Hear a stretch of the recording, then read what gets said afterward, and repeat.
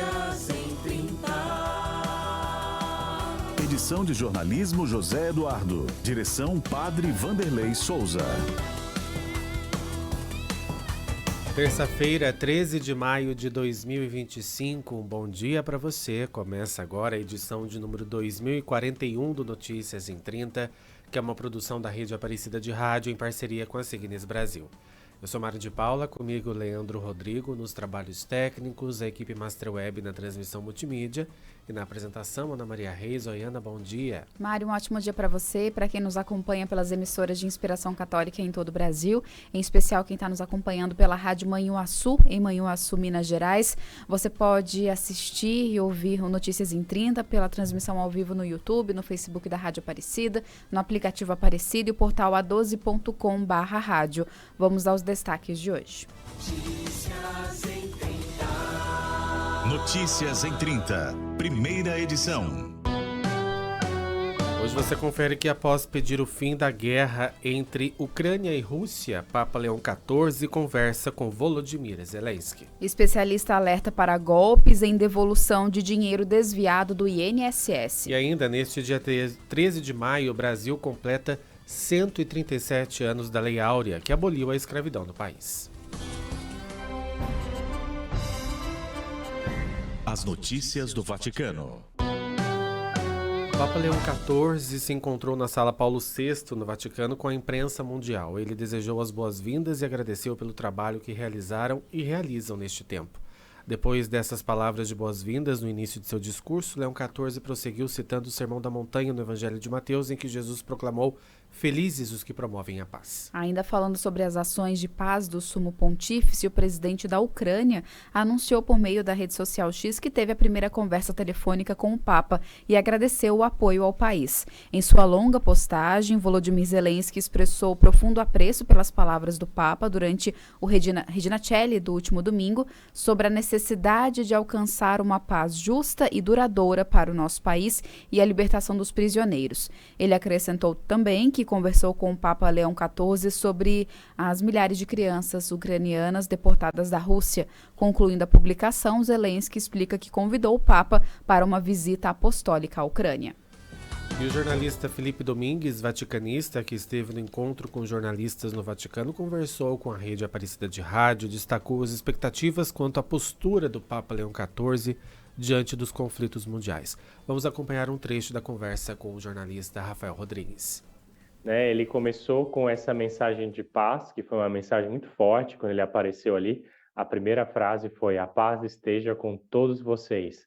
E ele lembrou que essa frase vem do Evangelho, naquele momento em que Cristo aparece após a ressurreição, aparece para os apóstolos, no momento em que a igreja está meio sem rumo ali, os apóstolos estão meio perdidos, quer dizer, acabamos de perder o nosso mestre, e agora? Como é que vai ser? E aí Cristo aparece e fala: fiquem em paz, fiquem em paz. Essa paz que vem, e de novo, que ele chamou, o Papa Leão chamou de desarmada e desarmante, quer dizer, ela vem sem nenhuma pretensão de te ofender ou destruir ou desestabilizar, e te deixa também em paz mesmo, em tranquilidade. Então, a primeira mensagem que ele passou foi justamente essa. E a escolha do nome também, depois ele explicou ali no encontro com os cardeais, Leão XIV, foi uma referência, sim, ao Papa Leão XIII, que foi o Papa que deu primeiros passos aí para organizar o que hoje a gente chama de doutrina social da Igreja. Em 1891, ele publicou a encíclica Rerum Novarum, das coisas novas, seria a tradução, em que ele começa a falar um pouco dos temas sociais, um Papa que começa a olhar mesmo para a realidade das pessoas e embarca mesmo nessa onda da igreja que está dialogando com o mundo, que está tocando ali nas feridas do mundo e tentando propor alguma coisa. Você acompanhou então esse trecho da conversa do jornalista Felipe Domingues, vaticanista, a Rede Aparecida de Rádio. E o mestre das celebrações litúrgicas pontifícias, Dom Diego Ravelli, tornou público o calendário das próximas celebrações presididas pelo Papa. No domingo, 18 de maio, às 10 horas locais, 5 da manhã aqui no Brasil, na Praça São Pedro, o Papa Leão XIV celebra a missa de início do pontificado. Na terça, 20 de maio, no meio-dia aqui no Brasil, o Papa vai para a Basílica de São Paulo, fora dos muros, onde visita o túmulo de São Paulo. No domingo, 25 de maio, meio-dia do Brasil, o Papa Leão vai celebrar a missa de posse na Cátedra Romana como Bispo de Roma, na Basílica de São João de Latrão. Logo em seguida, às 2 da tarde aqui no Brasil, o pontífice se desloca para a Basílica de Santa Maria Maior para venerar o ícone da Virgem, Salus Populi Romani. Por fim, no sábado, 31 de maio, a data em que a igreja celebra a visitação de Maria à sua prima Isabel, Leão XIV vai celebrar, às 5 da manhã aqui no Brasil, a missa na Basílica de São Pedro, durante a qual vai ordenar também alguns presbíteros. Economia. O INSS vai notificar hoje os 9 milhões de aposentados e pensionistas que tiveram descontos em seus benefícios nos últimos anos e que, portanto, podem ter sido prejudicados pela fraude dos descontos irregulares. Essas pessoas terão de informar se as operações foram autorizadas por elas ou não para receberem o ressarcimento dos valores. O aplicativo Meu INSS está disponível para Android e iOS, além do telefone 135 do site. Ele é um meio para os cidadãos consultarem seus benefícios do INSS sem a necessidade de deslocamento para uma das agências. O usuário terá acesso a todos os serviços disponíveis e o histórico das informações do beneficiário. E um especialista ouvido pela Rede Aparecida alerta para golpes em devolução do dinheiro desviado do INSS. As informações e orientações com Rafaela Oliveira. Golpistas estão aproveitando das fraudes do INSS para tentar roubar dados dos aposentados. Uma das promessas é agilizar o dinheiro que vai ser recebido. Por isso, é preciso estar atento, como destaca Fernando Pérez, especialista em direito digital. Foi uma preocupação muito grande porque, na verdade, ainda faltam informações, né? Faltam definições para as vítimas, para os aposentados, para a população como um todo. E, por isso, os criminosos acabam aproveitando esse momento em que nós não temos informações, como, por exemplo, como esses valores eles serão devolvidos e como, né, as pessoas que foram atingidas, os aposentados, as vítimas, elas irão receber esses valores, eventualmente até manifestar, né, identificar e manifestar que foram descontados esses valores indevidamente. Eles aproveitam essas oportunidades para justamente curar suas vítimas, né, conquistar suas vítimas nesse sentido. Então, o que os criminosos eles falam? Eles enviam mensagens e, veja, há bancos de dados de aposentados que são vendidos na internet, ou seja, bancos de dados com informações específicas sobre aposentados no Brasil que são vendidas. Então, os criminosos enviam mensagens, muitas vezes por e-mail, por WhatsApp, falando que eles estão oferecendo um processo mais rápido de identificação e de devolução desses valores. E com isso, pessoas já estão caindo nesse golpe, pois os criminosos dizem, por exemplo, que é necessário pagar uma taxa. Doutor, qual a orientação para esses aposentados que devem ter, com certeza, algum dinheiro a receber? Nesse momento, temos que tomar toda a cautela e como informações oficiais do governo ainda não foram reveladas, qualquer dúvida relacionado a isso, né, o aposentado, a vítima, a pessoa que foi atingida deve procurar imediatamente, né, deve procurar o INSS e buscar por mais informações. A partir de quarta-feira, os beneficiários do INSS poderão pedir a devolução dos valores pelo aplicativo Meu INSS ou pelo telefone 135. Apesar disso, o vice-presidente Geraldo Alckmin diz que a Caixa Econômica Federal avalia fazer um atendimento presencial aos aposentados e pensionistas do INSS que tiveram valores descontados indevidamente. O INSS pretende ainda usar as agências dos Correios para fazer atendimento presencial dos afetados, mas ainda sem uma data. Rafaela Oliveira, para a Rede Aparecida de Rádio e Signes Brasil. Bom, e esse é o assunto do comentário de hoje com o Dr. Melilo Diniz, do portal Inteligência Política. Olá, doutor. Olá a todos. O cenário político ficou ainda mais complexo para o governo Lula após a descoberta da fraude bilionária no INSS, lesando aposentados e pensionistas. Levou à queda da cúpula do INSS e do próprio ministro da Previdência Social, o Carlos Lupe. Aproveitando o cenário ruim para o governo, a oposição tem trabalhado duramente no Congresso para emplacar uma CPI sobre o INSS.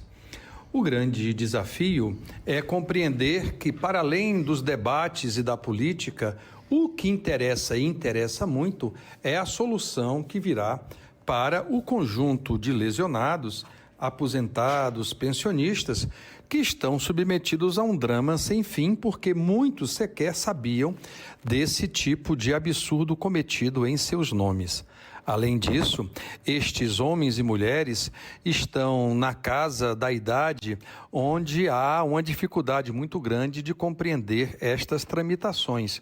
E a necessidade de um atendimento pessoal, efetivo, mas também afetivo, é algo que se soma à preocupação do tanto de dinheiro que foi apropriado por bandidos, criminosos e outros tantos que se encontram na situação de locupletamento a partir da frágil capacidade de controle que o governo federal acabou por admitir no caso dos temas do INSS. De todo modo, a gente vai avaliar que esse episódio com fraude acabe por alterar a popularidade de Lula e, ao mesmo tempo, demonstrar que estamos muito sozinhos no desafio de ter maior eficiência e melhor qualidade na prestação dos serviços públicos, especialmente destes que tanto contribuíram para a vida do Brasil e a economia, os aposentados e pensionistas, que estão submetidos a mais um aborrecimento no final de sua vida. É isto, informação é nada sem inteligência. Notícias em 30, primeira edição. A abertura de estrada no Acre impacta a terra indígena no estado. Quem tem as informações do Conselho Indigenista Missionário é Ellen Loures. No Brasil, obras públicas avançam sobre os territórios indígenas sem respeitar o direito dos povos à consulta prévia. No Acre, indígenas Jaminawa, do Igarapé Preto, só souberam que uma estrada passaria dentro de seu território quando as máquinas já haviam iniciado a obra. O Ministério Público Federal apurou as ilegalidades da abertura da estrada, conhecida como Ramal Barbari, que liga os municípios de Porto Walter e Cruzeiro do Sul, no Acre. O órgão alerta que o empreendimento, além de impactar a terra indígena Jaminawa, traz riscos a 2 unidades de conservação federal. A construção trouxe impactos à saúde e à organização da comunidade, com casos de infecções pelo consumo de água contaminada e a inserção de bebidas alcoólicas dentro da terra indígena por terceiros. Francisco de Souza, liderança indígena da aldeia extrema do povo Jaminawa, fala sobre os impactos ao povo e ainda sobre as ameaças sofridas por eles em razão do bloqueio da obra. A estrada passou aqui perto da nossa terra, né? Afetou muito nós, né? E nós vemos sofrendo preconceito, ameaça. Nós não temos mais aquele sossego que nós tínhamos antes de acontecer. Nós temos até o nosso ar que nós respirava, que era puro. Hoje, um pouco assim, eu vejo que está muito diferente. Eu vi, assim, o impacto foi muito forte. Nós não tivemos nenhuma consulta, foi uma coisa assim, de um dia para o outro, que foi feita essa estrada. Eles dizem que a estrada não é feita por causa de nós, não por causa de nós. Só que nós sempre deveria ter sido consultados antes. E como a estrada veio passar, nós queremos o nosso direito. E nós esteja informado bem direitinho, e para a gente ficar ciente, nós não acabar esse risco, o nosso medo, nós sofrer nossos preconceitos, porque as pessoas fora têm preconceito com os indígenas. Para promover o fortalecimento da autonomia e dos direitos dos povos indígenas, o Conselho Indigenista Missionário Regional Acre realizou neste mês de abril uma oficina sobre o protocolo de consulta aos indígenas do território Jaminawa, do Igarapé Preto. Sobre a iniciativa, Francisco destaca a relevância do tema para a comunidade. Antes nós não sabíamos o que era consulta, né? Essas coisas eram feitas sem nós saber, e hoje nós não vamos passar mais por isso, né? Porque agora nós sabemos que nós temos uma consulta prévia, livre e informada, né? Enquanto aguardam providências das autoridades, os povos seguem enfrentando as ameaças. A ausência de consulta prévia, livre e informada desrespeita seus direitos e compromete a própria sobrevivência física, cultural e espiritual das comunidades, que deveriam ser protagonistas nas decisões que afetam seus territórios. Do CIMI, Ellen Loures e Verônica Holanda, para a Rede Aparecida de Rádio e Signes Brasil. Vamos agora conhecer um pouco mais sobre os apoiadores do jornalismo. Na sequência, a gente está de volta e você confere que neste 13 de maio, o Brasil relembra o dia em que o trabalho escravo foi abolido no país, em 1888. A gente volta já. Notícias em 30.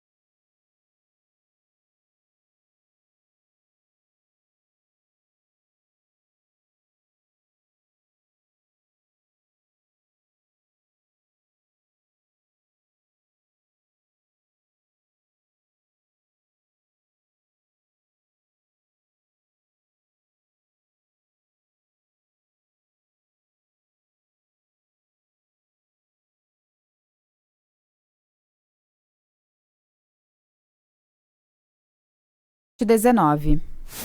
Notícias em 30. Primeira edição.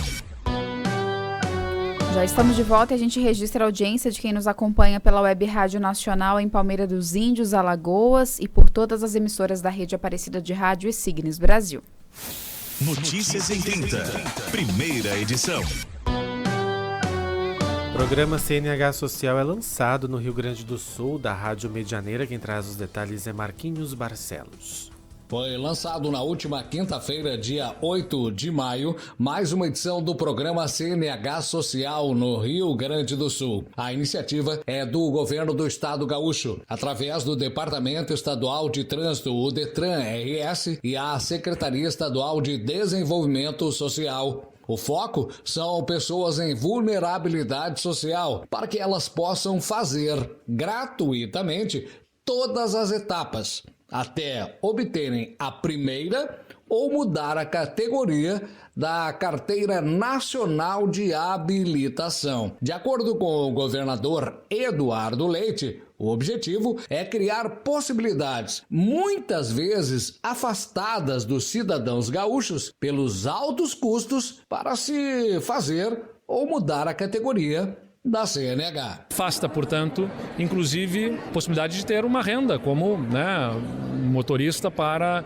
trabalhar neste ramo do transporte. E, por isso, o Estado está lançando esse programa que vai permitir àqueles de baixa renda se cadastrarem e serem totalmente isentos desses custos, poderem ter a sua formação e a carteira garantida, encaminhando uma forma, inclusive, de renda para eles. O secretário de Desenvolvimento Social do Rio Grande do Sul, Beto Fantinel, afirmou a importância do programa na inclusão social e produtiva do Estado gaúcho. Observávamos estudos onde mostra que o Estado do Rio Grande do Sul é um dos estados que mais perde força produtiva. Nós precisamos incluir e dar oportunidade para as pessoas que não estão qualificadas produtivamente ou estão fora do sistema produtivo. Ao todo, serão ofertadas 3.000 vagas, com cadastro reserva no mesmo número. Podem concorrer maiores de 18 anos que residem no Rio Grande do Sul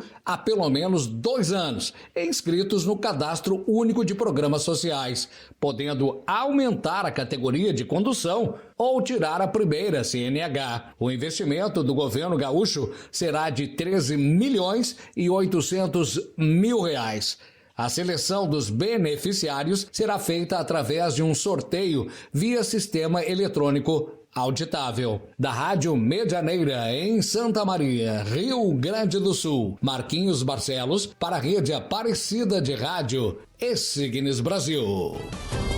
Hoje, 13 de maio, o Brasil relembra o dia em que o trabalho escravo foi abolido no país em 1888. Você confere agora uma reportagem especial da Maria Fernanda Lopes sobre essa data tão significativa.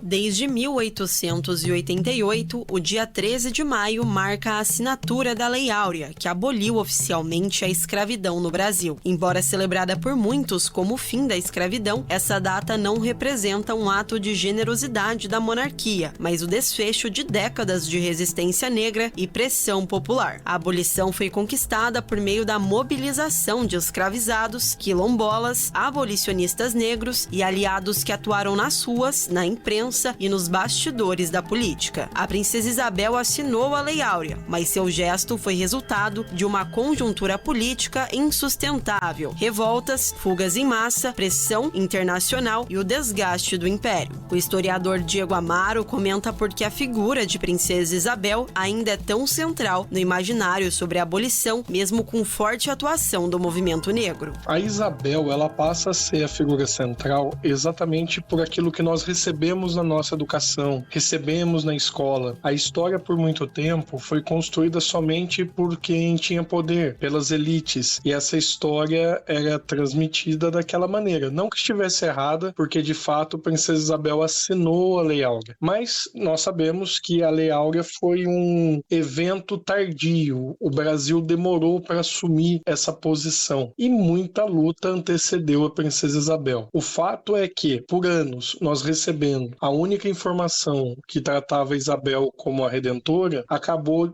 fazendo com que ficasse invisível também a luta de outros abolicionistas, mas fica o registro da importância desse documento. A verdadeira abolição foi construída por nomes como Luiz Gama, André Rebouças, José do Patrocínio, Dandara, Teresa de Benguela, Maria Firmina dos Reis, Luísa Maim e por milhares de pessoas anônimas que colocaram seus corpos e vidas em risco para romper com um sistema escravocrata escravocrata e desumano. A partir do momento em que os escravizados eles começam a perceber, vamos dizer assim, existe possibilidades de libertação porque leis estavam sendo promulgadas, pessoas como Luiz Gama que já estavam aí apresentando possibilidades via a legislação, as revoltas vão se tornando cada vez maiores. E essas revoltas vão ser fundamentais para o processo de abolição. Alguns fazendeiros da região do Vale do Paraíba, por exemplo, eles já estavam tendo dificuldade de reunir os escravizados para a colheita do café. E isso tudo se dá por quê? Uma tomada de consciência de que tudo aquilo não cabia, de que tudo aquilo não era certo, era equivocado. As rebeliões, elas foram muito importantes para mostrar para o Brasil que os escravizados estavam insatisfeitos e que aquilo não tinha sentido nem moral, nem ético e nem humano. Ele também destaca políticas separatórias para combater os efeitos da escravidão e do racismo histórico. Nós temos que lembrar sempre que a escravidão foi um processo longo, complexo e que gerou muita falta de oportunidade. Em 1834, os negros e os indígenas não podiam estudar. Em 1890, tinha a lei da vadiagem, que prendia aquele que não tinha trabalho. Em 1850, uma lei que proibia escravizados indígenas de comprarem terras. Então, como é que se constrói patrimônio? Não se constrói. Todos nós temos chances de poder crescer, de poder nos desenvolver na sociedade, mas para isso nós precisamos de oportunidades. Foi através de oportunidades que pessoas como Luiz Gama ascendeu uma posição que ele pôde também auxiliar e lutar. Mesmo assim, a abolição não veio acompanhada de políticas de reparação. Não houve redistribuição de terras, acesso à educação ou garantia de direitos básicos. Maria Fernanda Lopes, para a Rede Aparecida de Rádio e Signes Brasil. As notícias do mundo. As notícias do mundo. José Pepe Mujica, ex-presidente do Uruguai, está em estado terminal e sob cuidados paliativos, de acordo com informações da sua mulher, Lúcia Topolansky. Ela disse também que os médicos estão tentando fazer com que isso aconteça da melhor forma possível e acrescentou que este é um fim anunciado. Quando descobriu o câncer, Mujica explicou que sofre de uma doença imunológica há mais de 20 anos que afetou, entre outras coisas, seus rins, o que gerava complicações no tratamento.